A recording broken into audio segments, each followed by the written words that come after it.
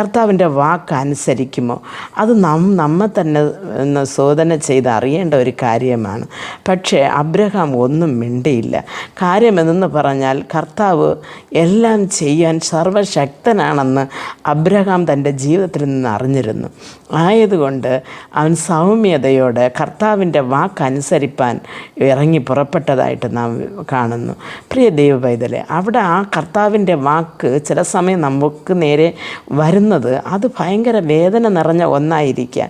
പലപ്പോഴും നാം തനിച്ചാക്കപ്പെടുന്ന ഒരു സ്ഥിതിയിലെത്താം. പലപ്പോഴും നമുക്ക് പ്രിയപ്പെട്ടവർ നമ്മെ വിട്ട് മാറിപ്പോകാം. അവർ സ്നേഹിക്കാതിരിക്കാം. പലവിധമായ പ്രശ്നങ്ങൾ നമ്മുടെ ജീവിതത്തിൽ ദൈവം അനുവദിക്കുമ്പോഴും നാം കരഞ്ഞു വിലപിച്ച് എന്ത് കർത്താവേ ഇത് എന്ന് ചോദിക്കുന്നുവോ, അതോ അബ്രഹാമിനെ പോലെ സൗമ്യതയോടെ കർത്താവിൻ്റെ കൽപ്പനയ്ക്ക് അനുസരിച്ച് ഏത് നഷ്ടവും ഏത് കഷ്ടവുമായാലും കർത്താവിനെ വിടാതെ പിന്തുടരുന്ന ഒരു സ്വഭാവത്തിൽ നാം